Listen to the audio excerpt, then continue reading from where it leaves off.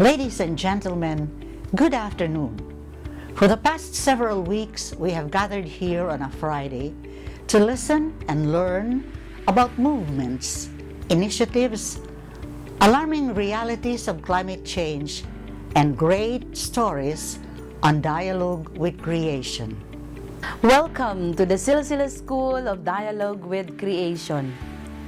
We present today relevant local movements and initiatives coming from government and private sectors of Zamboanga City and the Zamboanga Peninsula. There are three versions as to how Zamboanga got its name. First, when the Malays settled at the tip of the Zamboanga Peninsula, they found the area profusely abloom with colorful flowers, which they later named Zambangan, meaning the land of flowers.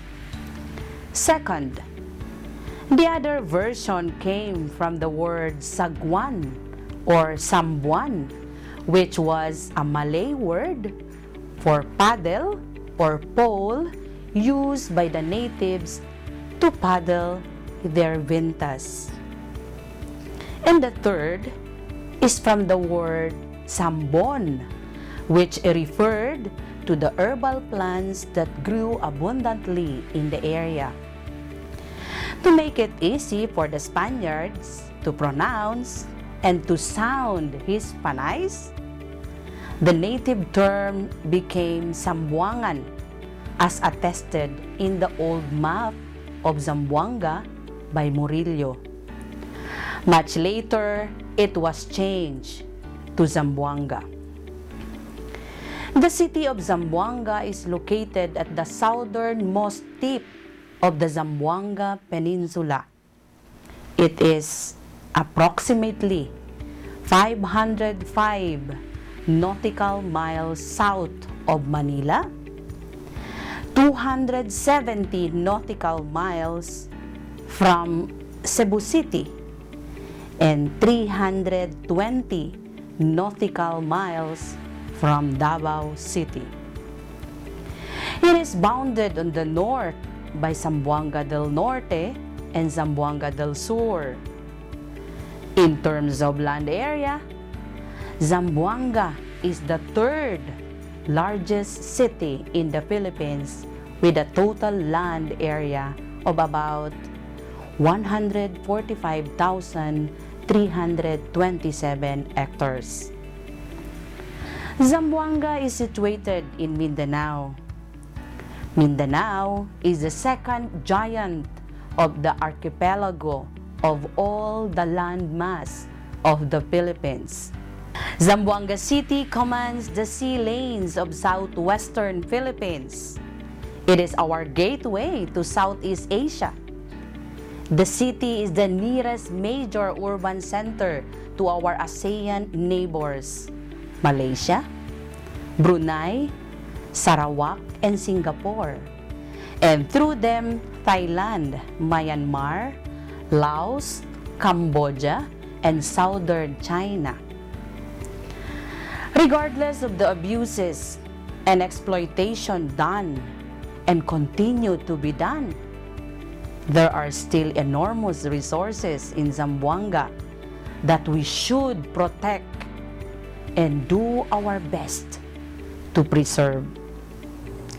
Ladies and gentlemen, you will be relieved to know that while so much still needs to be done about climate change, so much also continues to be done to preserve our common home, the earth, for the welfare of humankind. In this connection, I would like to mention the initiatives that are currently being undertaken by some offices and local schools in relation to dialogue with creation. These schools are the Immaculate Conception Elementary School of Tetuan, the Ayala National High School, the Western Mindanao State University in San Ramon. And the offices are the OCENR office, the Department of Agriculture office, and the Philippine Coconut Authority.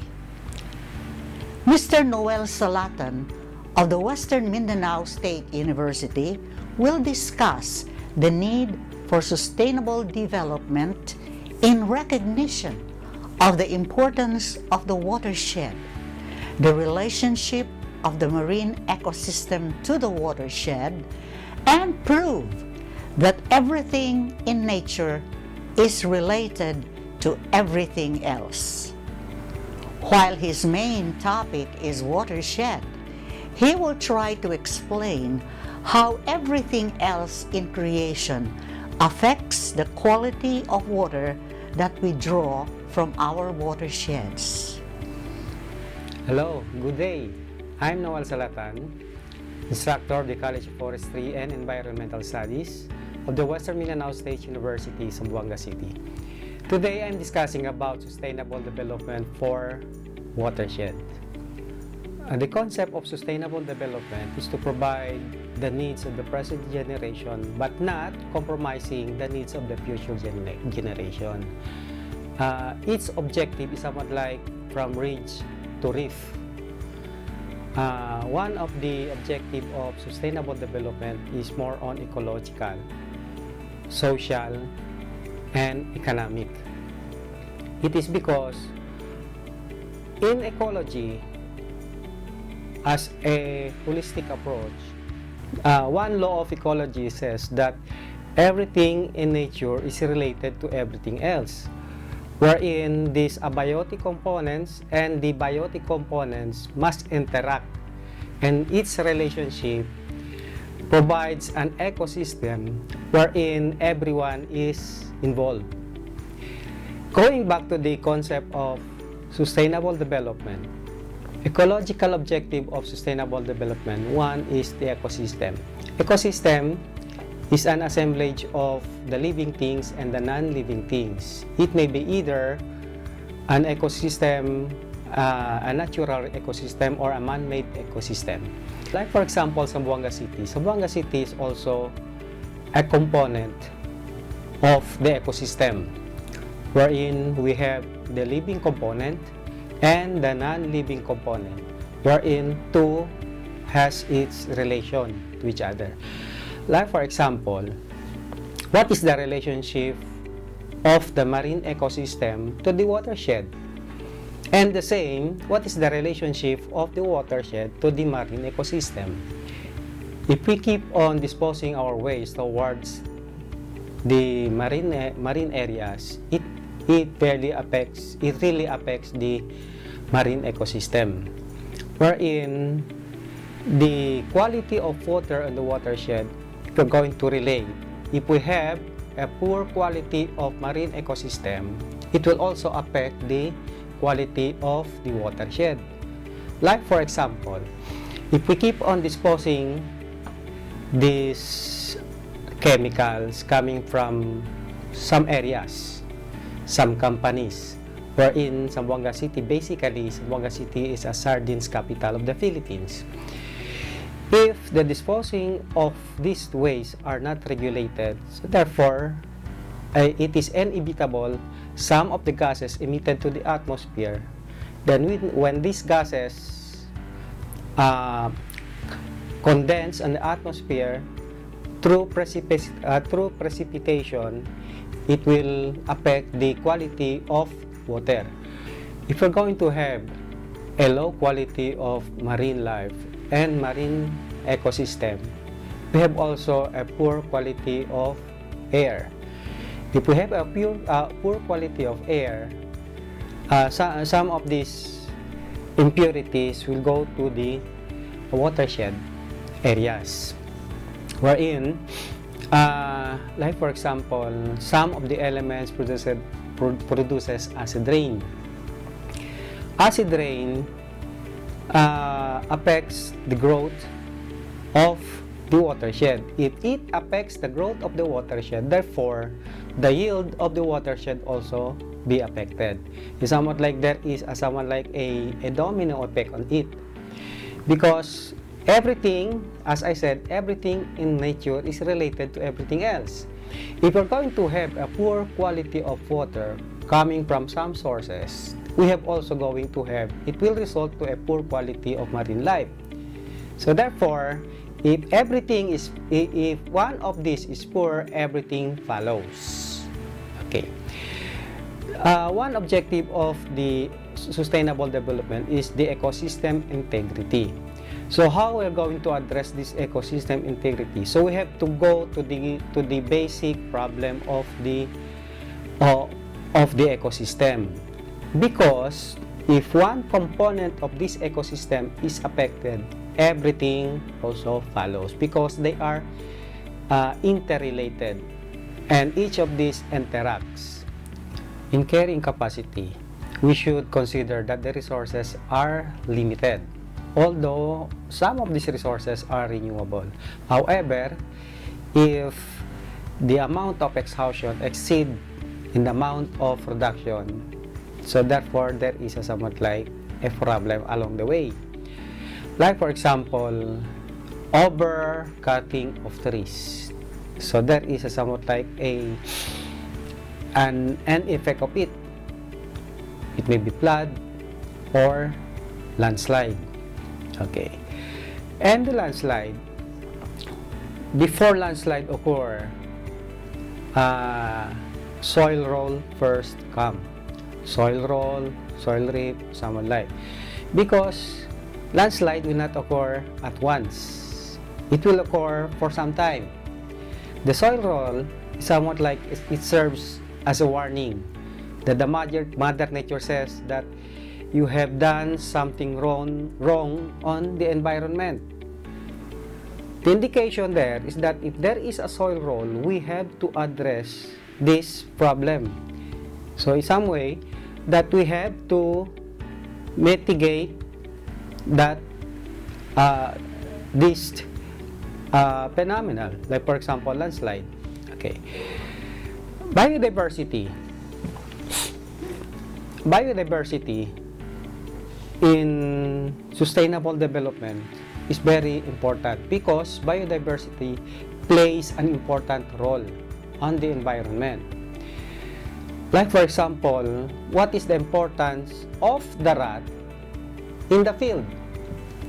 What is the importance of the snake on the field?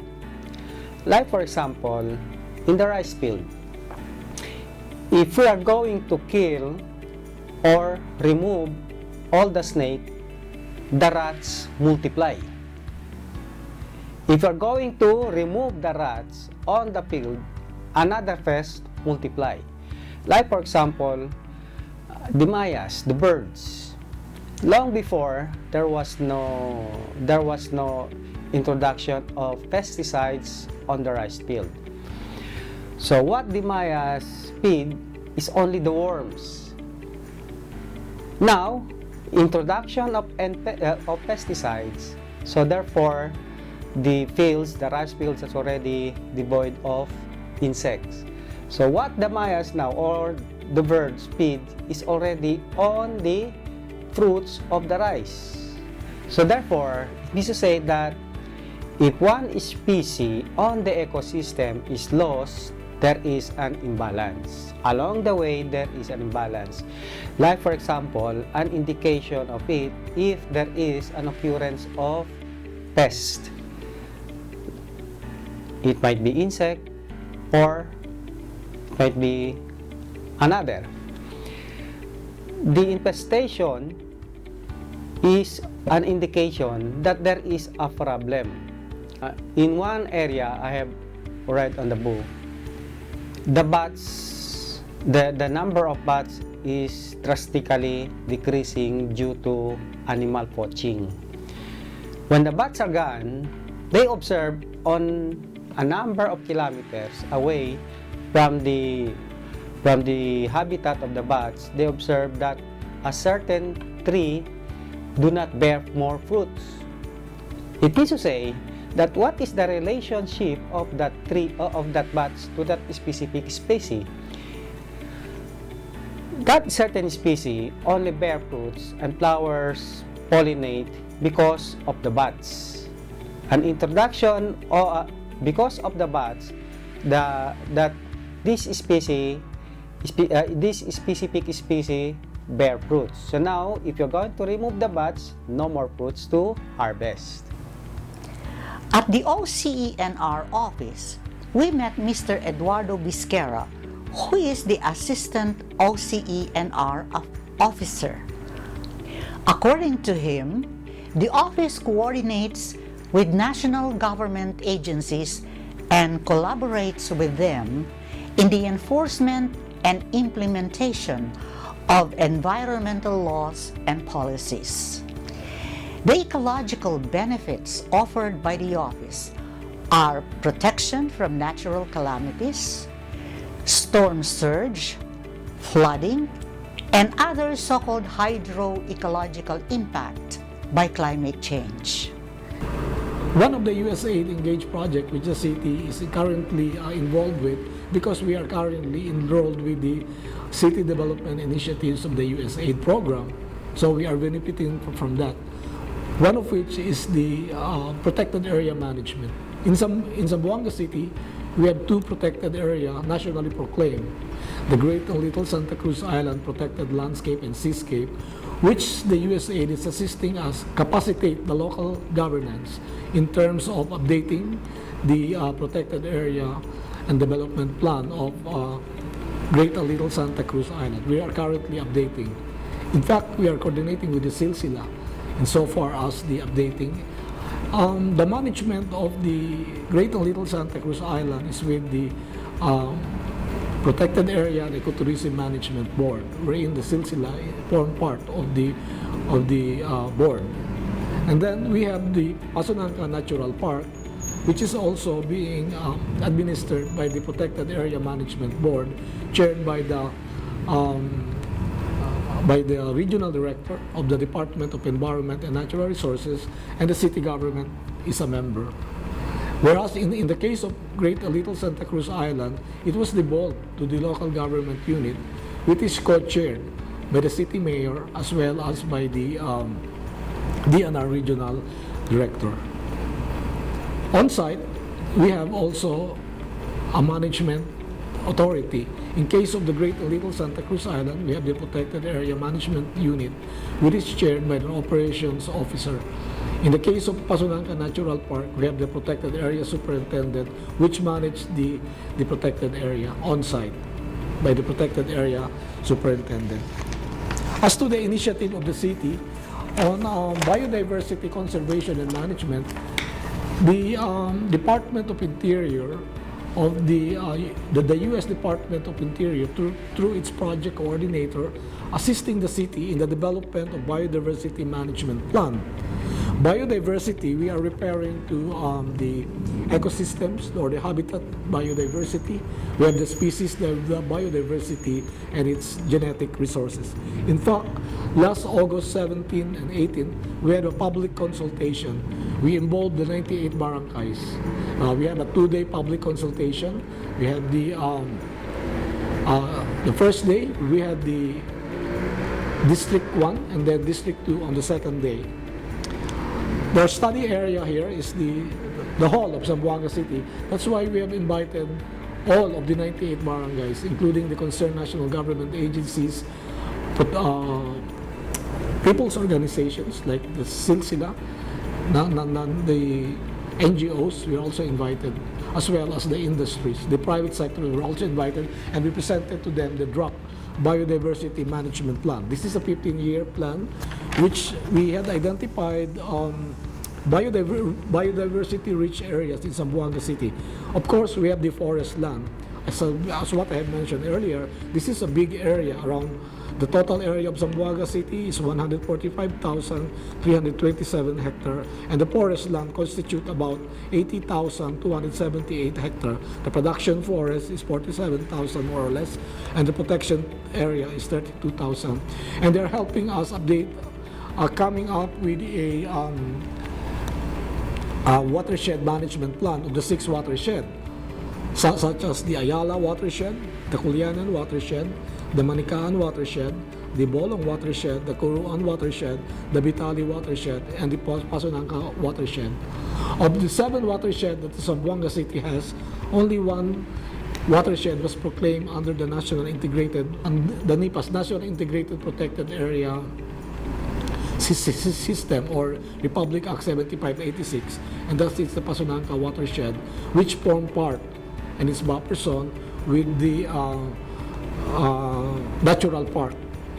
And then the other area, as what I mentioned, is the Great and Little Santa Cruz Island Protected Landscape and Seascape. And the management plan of these 2 watersheds is currently being updated. And then we have also the associated forest habitat. We have the caves and wetlands.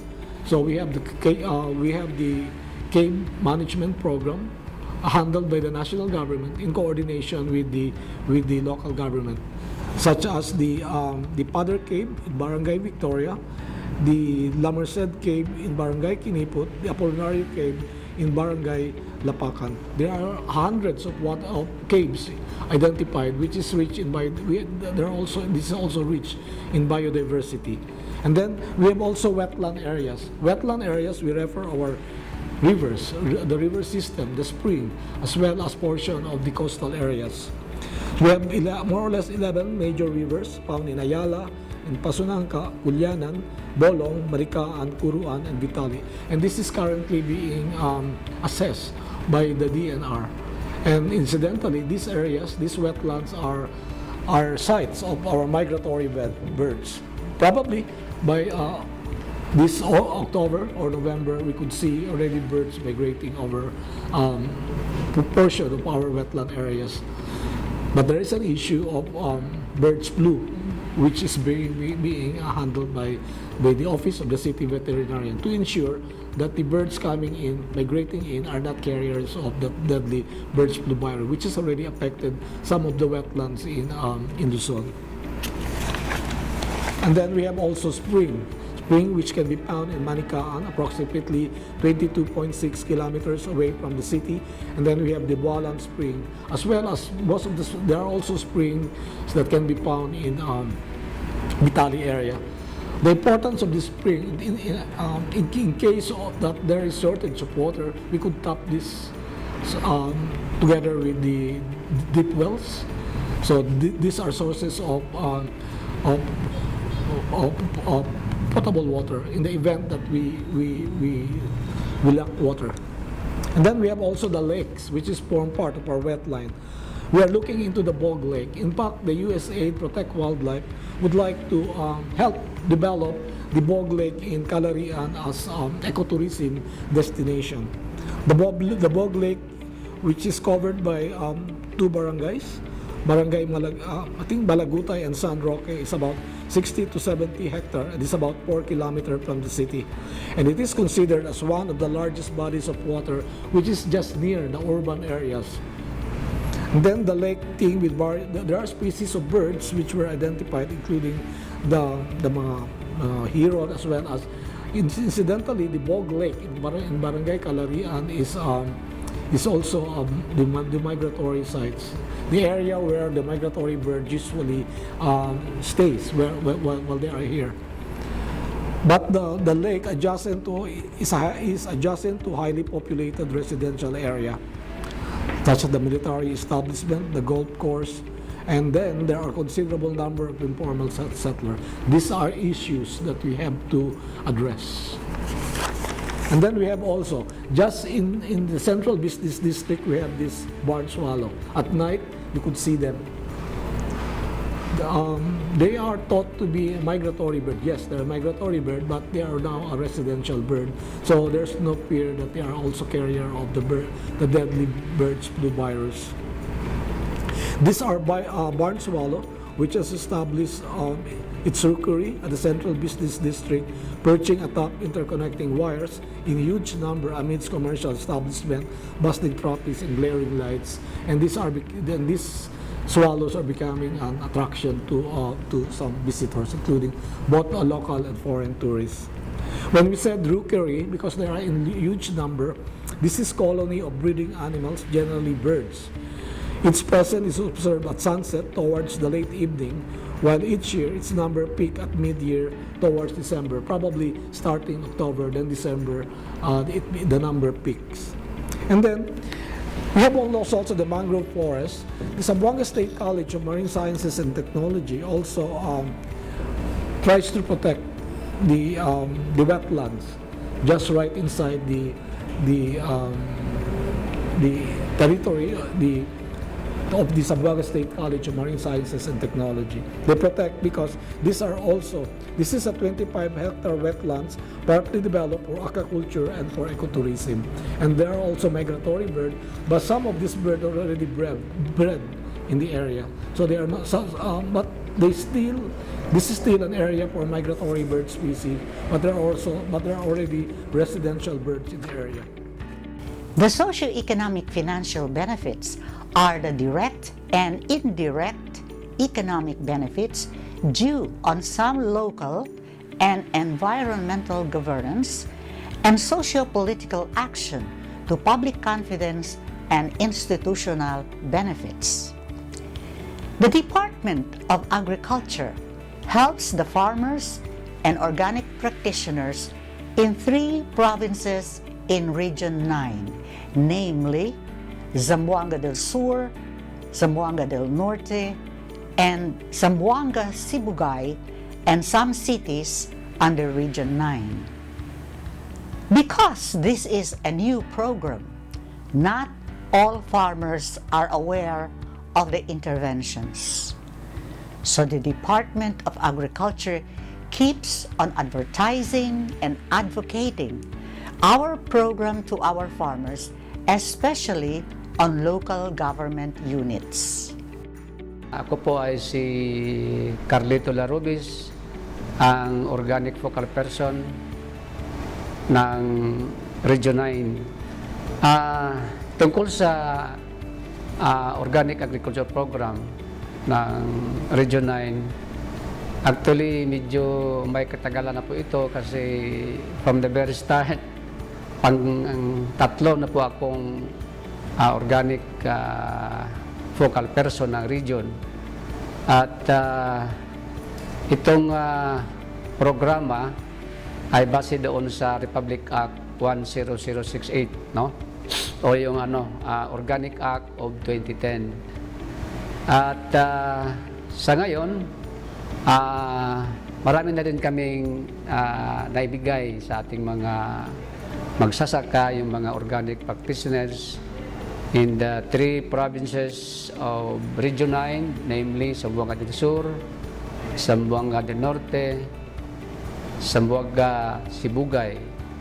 At sa may mga syudad din na nabigyan, no, na sakop ng Region 9. Every year, ang organic agriculture nagpo-provide ng mga interventions. Actually, itong programa parang parang infant pa, in the sense nga not all of the farmers in Region 9 knows about the interventions of the program. That is why we in the program keep on advertising, keep on advocating sa ating mga magsasaka, lalo na sa ating mga counterparts sa local government units, sa mga municipal agriculturists, sa ating mga civil society organizations, sa ating mga farmers associations, irrigators association, at hindi lamang doon, pati sa mga grupo sa simbahan na nag-a-adapt ng organikong pagsasaka. At we just hope nga with this program, we will increase our organic practitioners in the region for us to come up na sa yung mga pagkain na healthy sa ating katawan, at saka of course friendly sa ating environment, at saka sa ating mga incoming generations dapat malalaman nila kung ano talaga kaimportansya ang pag-adapt ng organikong pagsasaka. Aside sa mga local government units, mga civil society organizations na binigyan ng suporta in terms of implementation ng organic agriculture program. Yung mga resistance din ng region, ang organic program nagbigay din ng funding support for them to produce vermicast kasi may mga resistance kami na mga alagang kambing, baka, at saka yung mga animal waste ng mga animals na yon ay very important as one of the substrates na ipakain sa ating wate as long as it is partially or properly decomposed. So kung after 45 days, vermicast naman yun, so pwede rin maggamitin sa aming mga resistance doon sa mga production areas nila ng palay, ng mais ba kaya. So parang parang din, no? Na wala nang magastos yung resistance in terms of vermicast procurement kasi may sarili man silang produce sa station. So the Department of Agriculture keeps on advertising and advocating our program to our farmers, especially on local government units, municipal agriculturists, civil society organizations, farmers associations, and groups in the church who are adopting organic farming. The organic program also provides funding support for the production of vermicast in raising stations of goats and cows because the wastes of these animals, as long as partially or properly decomposed, are important to feed the earthworms. After 45 days, the vermicast can be used for the raising stations in their production areas like rice production and corn production.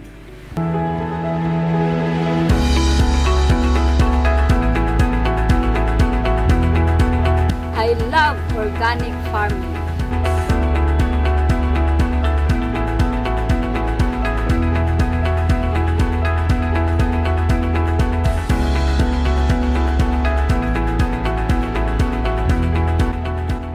Itong area namin ay 7.9 hectares. Ang laki nito. At ito ay may mga coconut trees na mayroong 350 na punuan na itanim dito.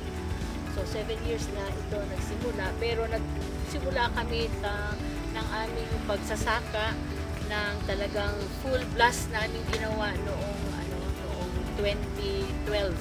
Pero meron na siyang preparation from the beginning kasi ito ay parang na homestead muna. Itong mga naitanim dito, mga crops dito ay organic talaga siya kasi pina-soil analysis namin ito sa Department of Agriculture at sinabi na pwedeng-pwede siya sa pag-organikong pagsasaka at pagtanim.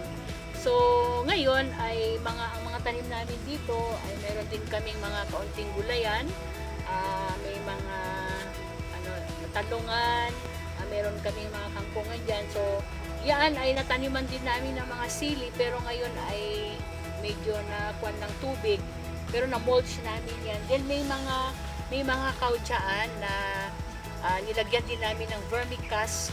Bawat puno ay 2 kilo yan. So, meron kaming 300 na kakao dito na naitanim. And then, may mga gulayan doon, may mga string beans, may mga sikwa doon sa mga kulungan ng aming mga manok diyan na galing din sa Department of Agriculture. May kamotihan dito at marami pang mga iba-ibang mga pagkain na pwedeng makatulong sa amin dito sa aming shelter kasi may mga inaalagaan talaga kami ng mga bata. So maraming mga naibigay ng Department of Agriculture. Una, nagsimula kami sa small vermicomposting na ibinigay yan ng Bureau of Soils and Water Management. At binigyan kami ng isang shredder, vermi tea brewer, at saka yung 15 kilos na African nightcrawler na earthworm. So, nagbigay din sila ng maliit na hand tractor. And then, itong water solar system na ibinigay din nila. Gipalambo na po kining akong umahan kinaagi sa ang uhot akong gibalik para sa akong humay. Naghimo ko og mga foliar fertilizer na ako'y vermi composting sa ako ang organic na pig na ako naghimo ko og local feeds. Nung katurang naharapot sa akong palibot mga tangkong, balani. Sa ako ang humay ang nanguha po ni og dahon sa madili kakao para siya sa insect repellent. Dayon kung malata na po ang dahon sa madili kakao, mabuno na po siya sa humay para pagpatambok na po sa humay. Dayon na po ko'y rice duck farming na ang ducks mo'y manguha sa mga insekto. Dayon katong iyaha mga iti mauputoy abono sa humay. Dayon mungutabang ko siya hinlo sa among basakan kay sige man niyang tunog-tunuban. Dayon naapo ko rin bag-o nga na gi-develop mo ang permaculture na usa na siya ka sistema nga nagtrabaho para sa kinaiyahan, di ka against sa iyaha. Yung gusto nga makabot diri sa ako ang umanga, paingon jud ko sa agri-entrepreneurship. Yes. Na usa ka babayi na paingon dili lang gid sa umara kun dili paingon sa negosyo na gid siya. Dayon maka share po ko sa uban, daghan po ko nga mapa-employed nga mga kababayan po.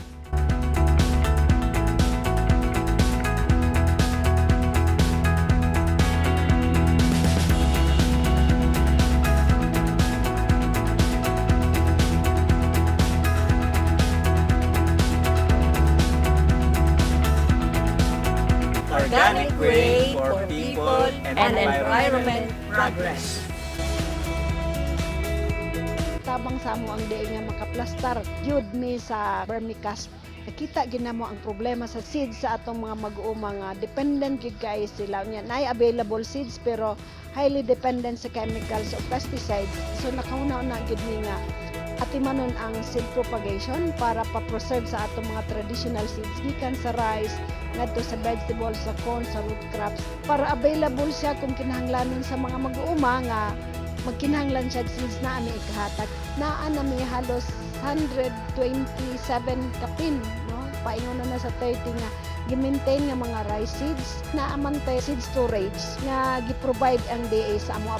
Nalipay ni kay daghan pod nga mga testimonies labi na sa mga pamilyang gagmay bitaw nga nagsugod sila og organic agriculture kay ang ilag yung mabatian nga dili na sila kasakit ang ilang mga anak nga nagka-consume na sa ilang nga pagkaon. Less daw ang ilang pag-adto sa ospital, pag-adto sa doktor o naghinay-hinay na sila kawala silang dagkong utang gumikan kay dagko ilang utang sa fertilizer o pesticides.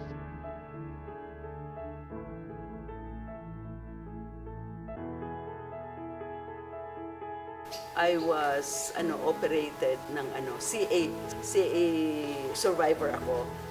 And so that one perhaps made us resolve na we will go into organic talaga, organic because that would help us in our, especially we are already at this stage of our life na matanda na tayo. So we need talaga to have organic food for us.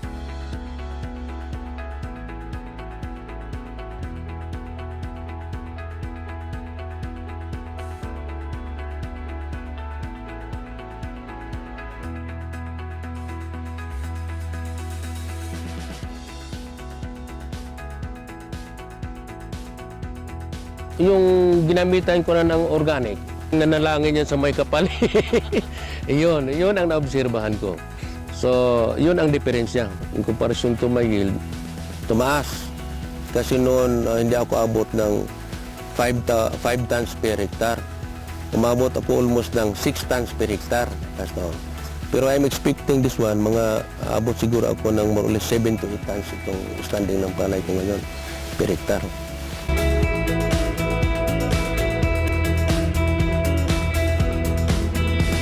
Organic way for people and environment progress.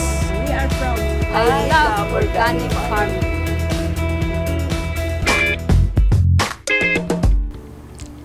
At the Philippine Coconut Authority, Engineer Clifford Tagaktak explained to us the destruction that the coconut scale insects can do to the coconut tree and what is done to prevent them from succeeding. He also talked about the research they are conducting using the fiber coir, which is already a waste product, and turning it into something useful.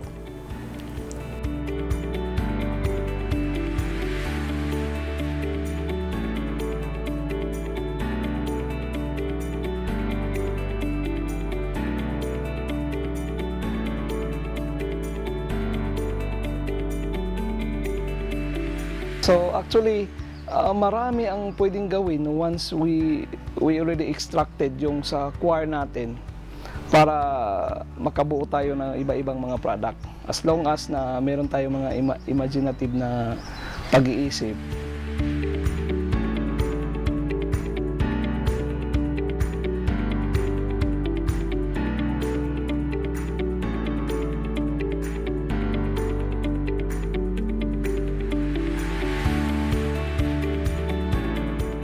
In Ayala National High School, Ms. Grace Rufino, faculty member, emphasized the limited use of Mother Nature using trees as the example.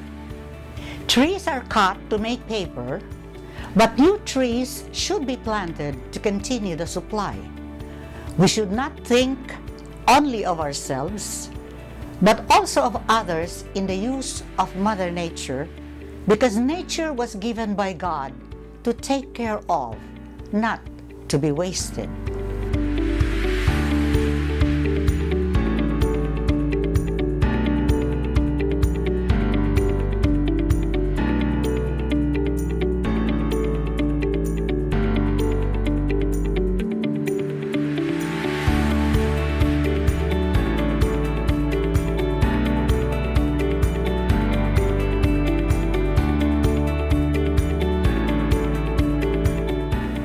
Ms. Rufino also touched on the matter of watersheds.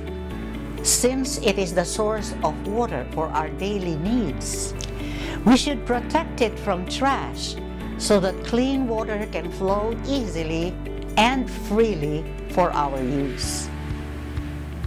In the Western Mindanao State University, San Ramon campus, Mr. Leonilo B. Abella talked about the school's Sampling Native Chicken project, of which he is in charge. The project is funded by PICARD and is currently in the process of commercialization. Good afternoon, everyone. So actually, I'm Mr. Leonilo B. Abella, faculty here in Wimso College of Agriculture. I'm the one actually is in charge of the Sampling Native Chicken project in Wimso of the College of Agriculture, and also we have also the project right now that is being implemented and being funded by the OSTP card. And because this project started actually 4 years ago, so the purification of Holoano strain, wherein we purify it to bring it back to its original form or to its native form, yung Holoano strain. So through breeding, we were able to accomplish that one, and now we are even accomplished around 90% purity of this Sampling Native Chicken. So as of this time, we are already on the process of commercializing it. So we have 2 stations that had been also what we call this one, engaged in commercialization with 200 hens. 200 hens each station. The importance of this project is that we were able to produce this kind of Sampling Native Chicken, purified Sampling Native Chicken, wherein the cost of production is predictable. The cost of their what we call this one, their performances, reproductive and production performance are predictable, and then they can subsist in any kind of even high fibrous forages they could eat. Insects, they could subsist on that, and they could also so that's why what I mean is there is just less cost if we're going to engage this one. And this one also is that it would make also people become healthy or healthy conscious, especially right now that people are very what we call this one, very concerned about their health.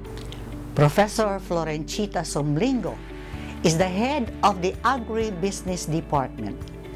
The department gives back something to Mother Earth every February by planting trees. Another initiative of the department is to utilize the waste in agriculture using substrates of rice straws in mushroom production. They also have fruiting bags for mushroom production. Decomposed leaves and coconut husks are used as fertilizer for the vegetable garden. They want to teach students that in agriculture there is money. In our meeting with Father Elmer Sumile, director of the Immaculate Conception Elementary School in Tetuan, he talked about planting in school the seedling of vegetables, trees, especially fruit trees, and other plants taken from other areas. He said it was good to plant and love Mother Nature. He told his teachers this should be a part of the curriculum to educate, inspire, and motivate students to dialogue with nature. In addition to planting, he also mentioned about the project taking one of native chickens as an example of bringing nature closer to the students. Hello, good afternoon. I am Father Elmer G. Sumile, School Director of Immaculate Conception Elementary School, one of the diocesan school in the Archdiocese of Zamboanga. I've been here for more than 2 years already. Was appointed May 5, 2015. So since then I was here. But prior to being assigned here, so my first assignment was in Vitali Parish. That's 75 kilometers from here. That experience in the mountain have led me to realize, to connect, to dialogue what the learnings in the parishes, in the different rural communities we're in. It's opposite to where I am now. It's an institutionalized Catholic education wherein I could see majority of the students and families who are well off. So that's why I see the very essential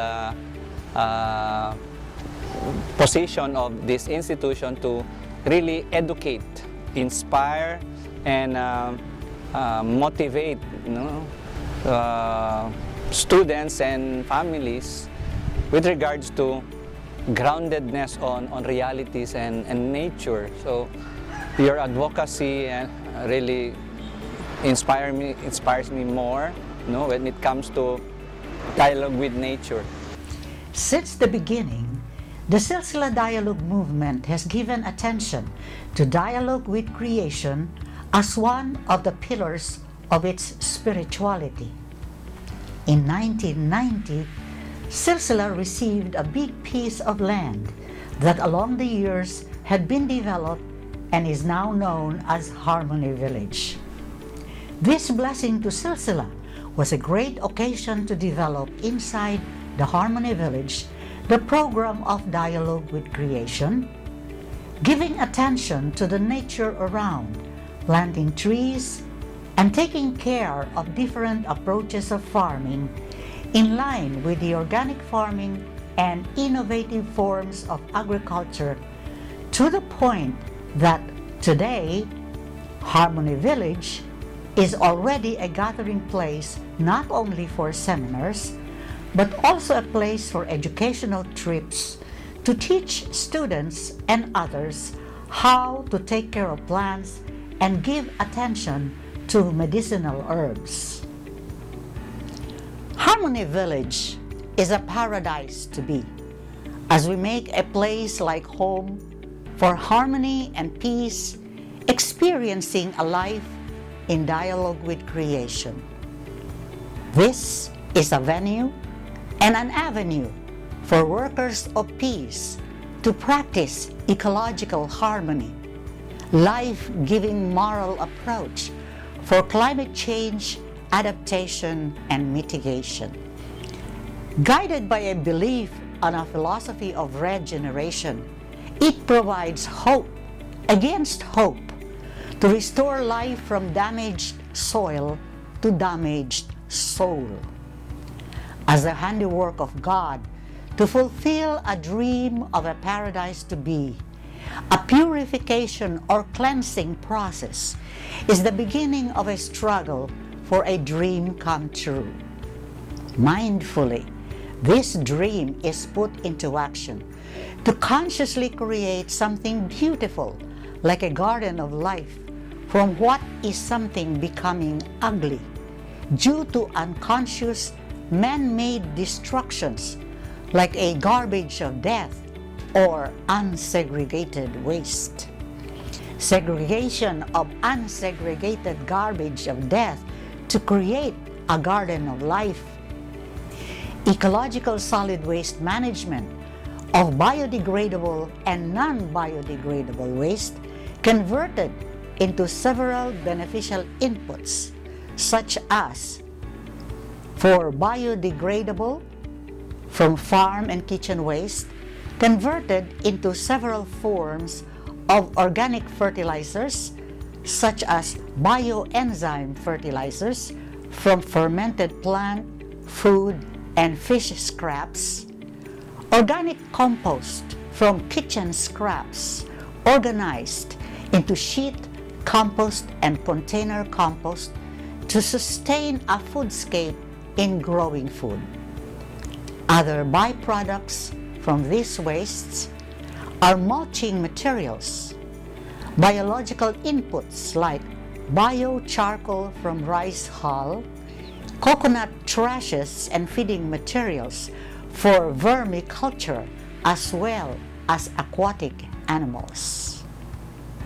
For non-biodegradable plastic, iron, and tin can scraps, appropriate technology is encouraged among workers to practice with an innovative, creative mind to convert scraps into potential items fitted for farm needs, such as recycled tools, water container, potting bags, structural materials as containers in vermiculture, compost making and propagation of aquatic plants like azolla rich in nitrogen for fertilizer and protein for animal feeds.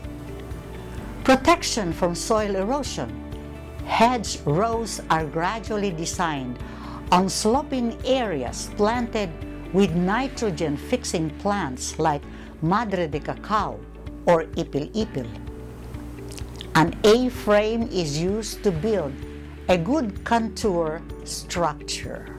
Ecological rehabilitation of damaged eroding land areas is protected by using primary vegetation of cover crops with different forms like peanut vine and epiphytes.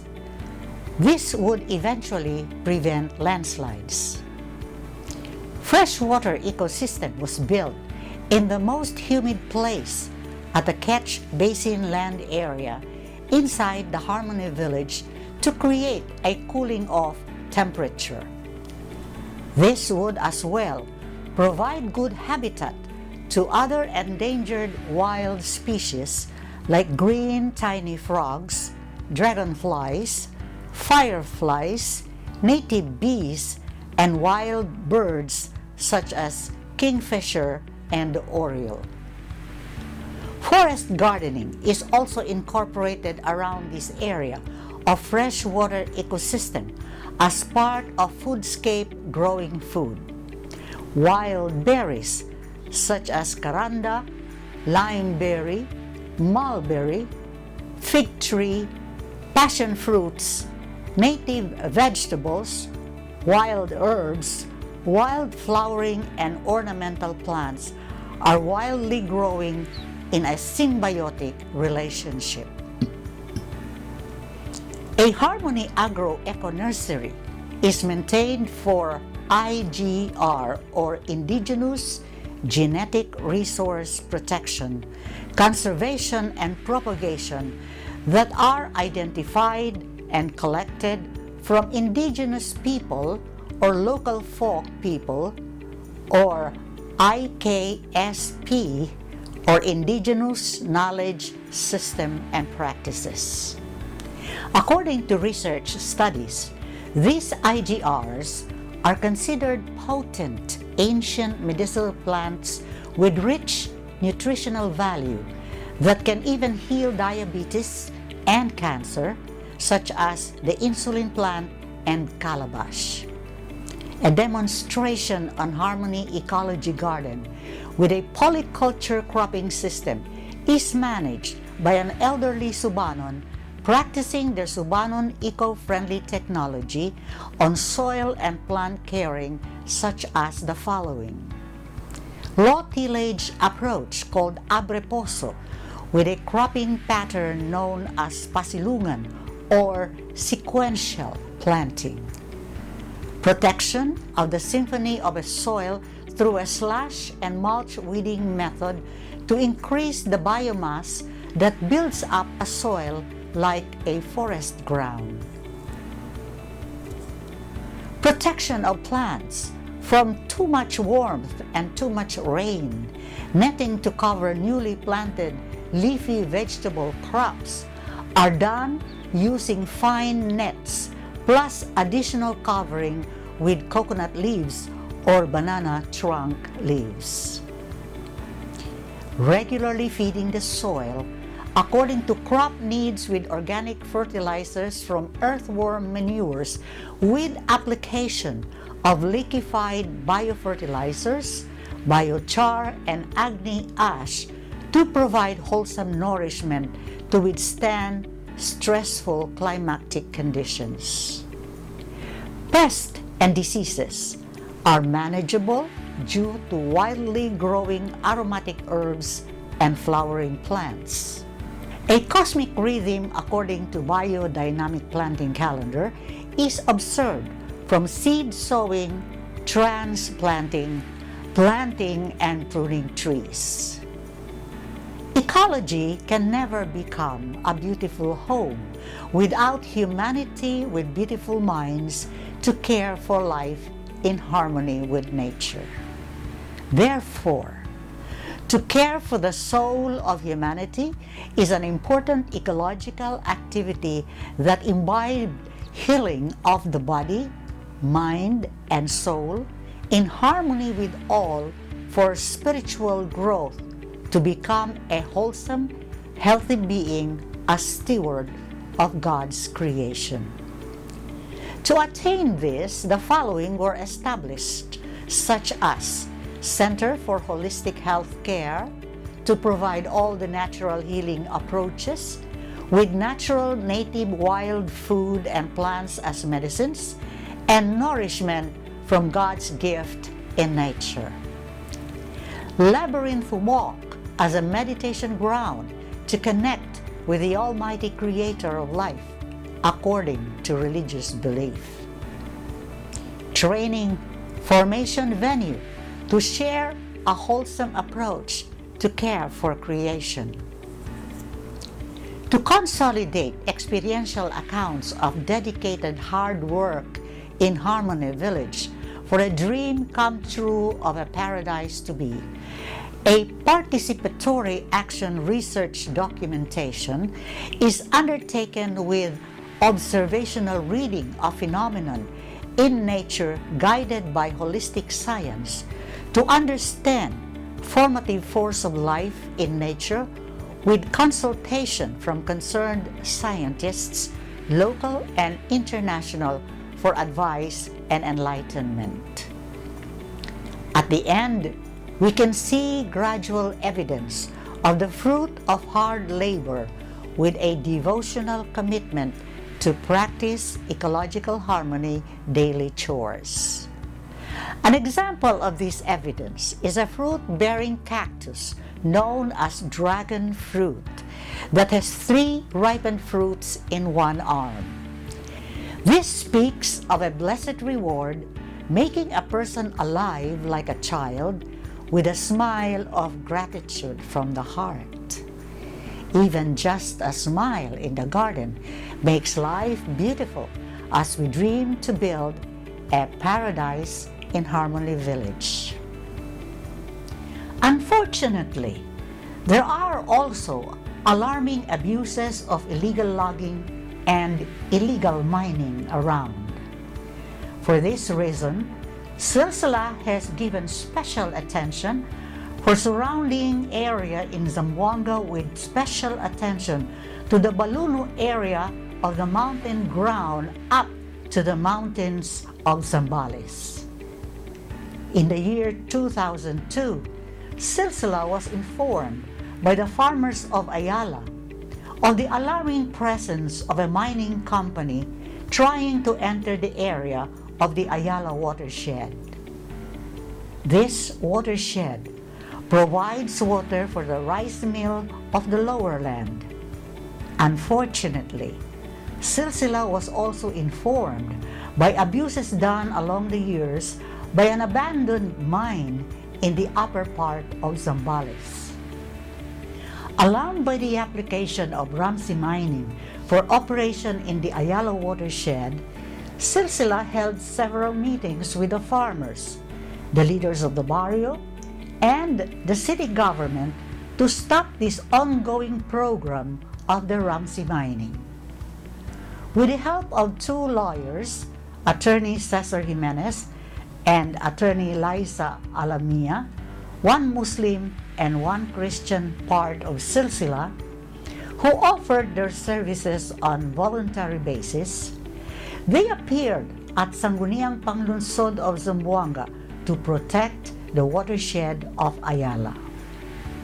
This was a great time for Silsila to strengthen its determination to continue this advocacy. Anybody from the movement, Silsila, for record purposes, please state your name for our stenographers. Members of the Zamboanga City Council, the people in the audience, ladies and gentlemen, good morning. I am Attorney Liza Masuhud Alamia. I am a lawyer living in Talon-Talon, Zamboanga City, and Councilor Cesar Iturralde is my longtime neighbor. My former law professors are also here, Councilor Attorney Mel Sadain and Honorable Councilor Attorney Kim Elago. It's just a pity that Attorney Aspi Eding is no longer with us here now. I am representing the Silsila movement and the other petitioners. We would like to acknowledge the presence of Father Sebastian de Ambra of the Silsila movement and the other petitioners who are here. Okay, thank you first of all for the opportunity given to us to share our points. And of course, this is not a one-day research. It's been a long research, and we are very grateful because when Silsila started to have this kind of campaign, we involved other institutions. So now there are 7 big important institutions, including the industrial zone of Ayala, the Zamboanga Water District, and many other groups. Plus, I think majority of the people here are part of this interest. So I don't need to say why we are here because the attorney will explain. The only things we are grateful I hope we can give more light to the councilor probably to rethink about a decision done sometimes before, because we have enough evidence to help them to think what could be the best things for the future of Zamboanga. So this is my simple way of saying things. Silsila, many of you know about Silsila. We do not work to make noise, but we want to help. And our effort is because Silsila is a movement that promotes dialogue, and we have a principle, like a spirituality we call about dialogue with God, dialogue with ourselves, dialogue with others, and also dialogue with creation. So this aspect of dialogue in creation, we are implementing in many ways, and this is why we are here. Thank you very much. Thank you very much, Father Diana. May I proceed with the presentation, Your Honor? Yes, please proceed. My presentation is on the implications of the mining application at the Ayala watershed by the Rigid Aggregates Mining Corporation. This is a Filipino corporation. The outline of presentation will be these things. We will discuss in general what is a watershed, just to remind us. And then we will focus on the Ayala watershed, and then how the Ayala watershed has been protected and how some sectors of society have tried to protect it, to the co-management scheme between the City of Zamboanga and DENR, of which this august body, the City Council of Zamboanga, has been involved. The Zamboanga Peninsula Integrated Watershed Development and Agrarian Reform Support Project, and then the Zamboanga City Water District and water utilization in the West Coast. After that, I will be discussing the Ramsey application and the reason why we are here, what we would like this august body to, we will be requesting for some matters that the august body of the City Council will be doing. Next, please. In line with this advocacy, a great moment of unity in Zamboanga happened when Silsila organized a big rally in town, attended by 10,000 people of all sectors in society, including schools, government, private sector, and NGOs. All these efforts became a victory for Silsila, and those who support the group are now called Friends of the Ayala Watershed. Encouraged by this positive result, we tried to think bigger, and we reorganized the group now called Friends of Zamboanga Watersheds Movement, which focuses on the advocacy to all the watersheds of Zamboanga, which are identified but not yet proclaimed, namely Ayala Watershed, Manikaan Watershed, Vitali Watershed, Curuan Watershed, Bolong Watershed, and Culianan Watershed. The only watershed recognized and approved at this point in Zamboanga is the Pasonanca Watershed, that is also a national park. This movement is today formed by different sectors and institutions, including government, educational, and the private sectors and individuals. Guided by this spirit and determination, Silsila, with other friends of the watershed, also decided to visit the abandoned mine of Zambales located in the upper part of Ayala. For those who went to that exploration, it was a revealing experience that confirmed the alarming situation. It is still dangerous because of the chemical present in the waters running from the mountains to the valley, and there are visible cracks as alarming signs of possible landslides in the near future.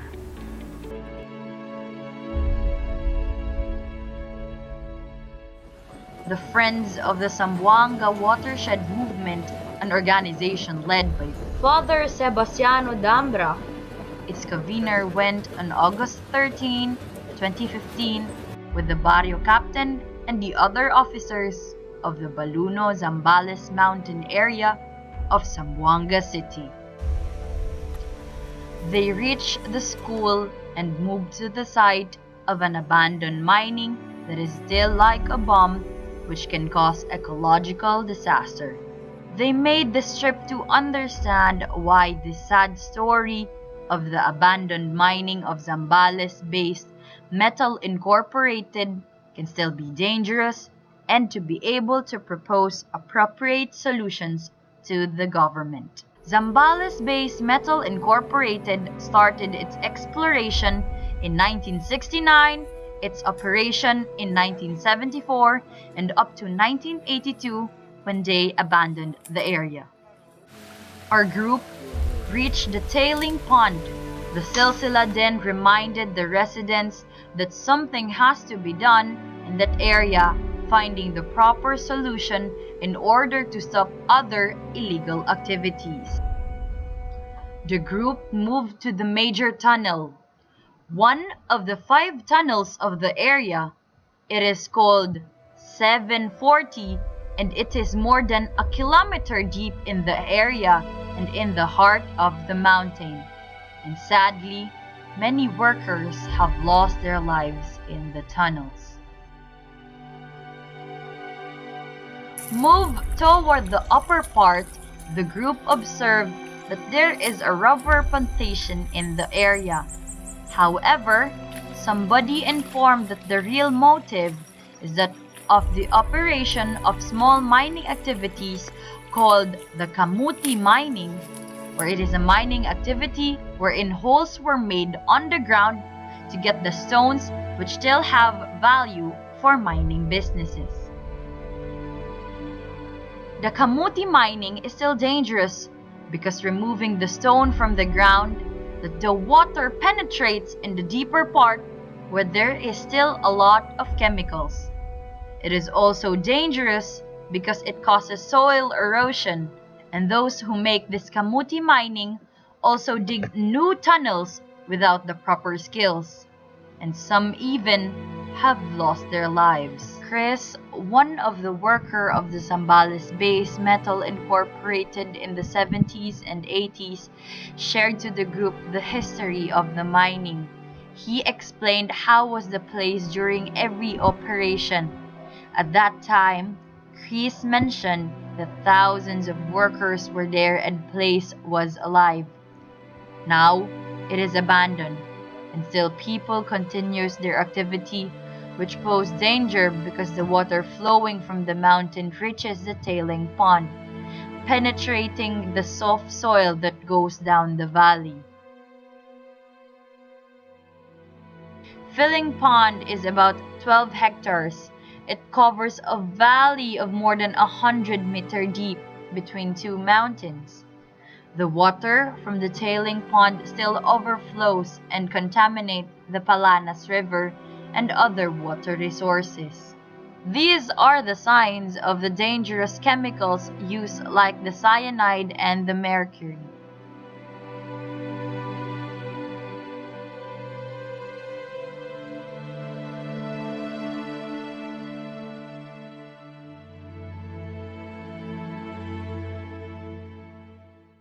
Ampin, the farmer who occupied the house of Silsila in the area, demonstrated how it is easy to make a hole in the soft soil, where we can still find the cyanide in the blue color as well as the mercury, which have been used to separate gold from the soil.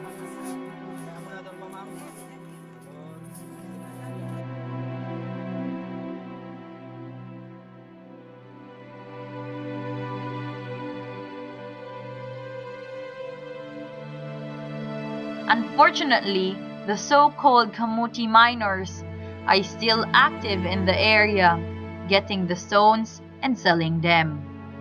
It is also dangerous to expose in this situation, but many nowadays what is going on in the area Indeed, the kamuti mining is still a problem.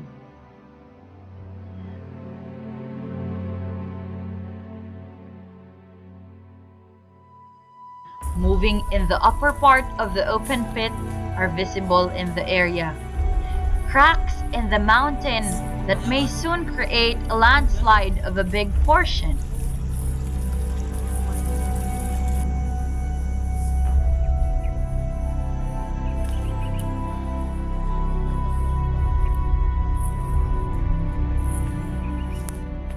The group posed for a moment of prayer in the open pit that has present signs of destruction.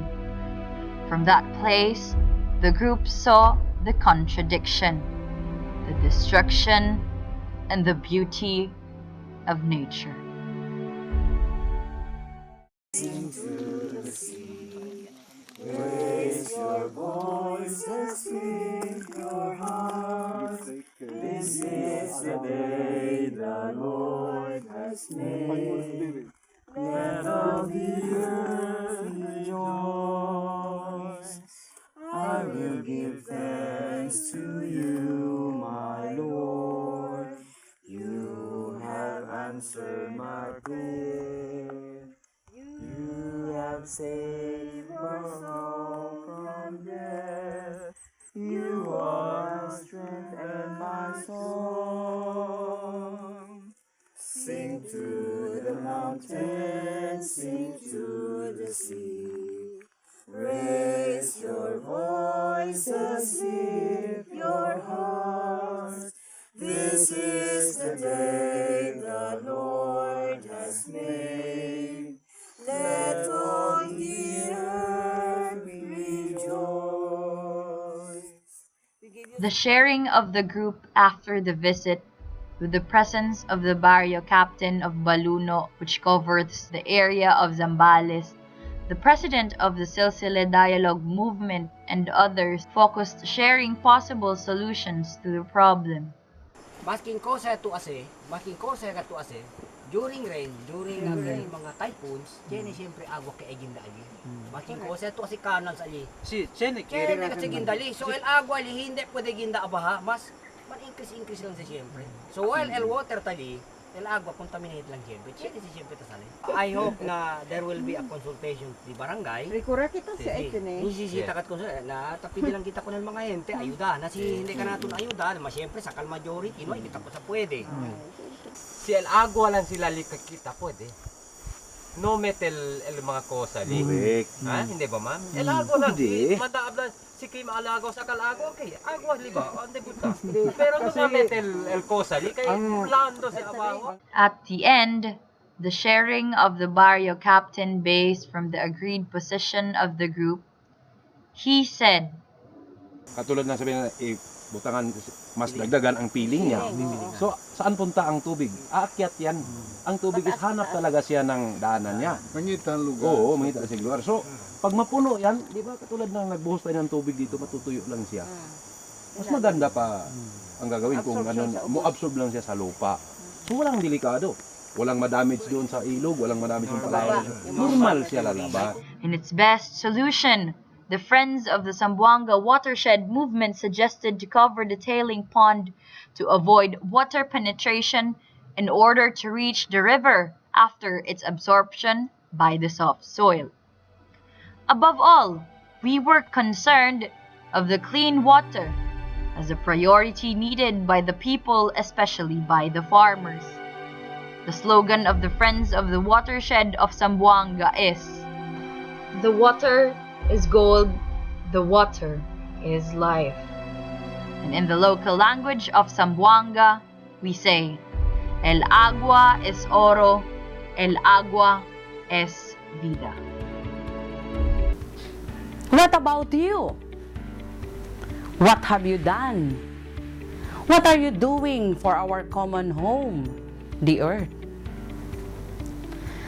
Religion teaches each one of us to take care of our environment. Indeed, due to our indifference, we tend to disregard our moral and spiritual obligation. to care for our common home, the earth. The need for inner conversion in the ecology of the human heart is urgent. We should care. We should care. There should be an inner disposition to care manifested in our attitude and self-discipline. Likewise, to care for the lost, the least, and the last in the society is to care for the earth, since they are the ones who suffered most in the consequences of our abuses and exploitation. We are called to take a stand on the side of life, to help facilitate the healing of our Mother Earth while healing ourselves too. This challenge is great and needs a concrete answer, a loving action, and a faithful commitment with a sense of urgency. Zamboangueños and Zamboangueñas' loving disposition to nature can be a sign of hope for Zamboanga City. Even with the poorest family, we can find plants taken care of by the parents and children. With this, for more awareness and education, leaders from the government, private and educational institutions are encouraged to extend their services to common people in the city.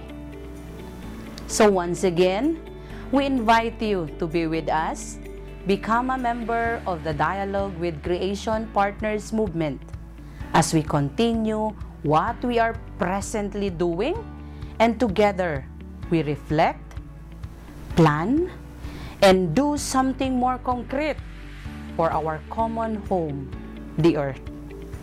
Thank you and welcome, partners.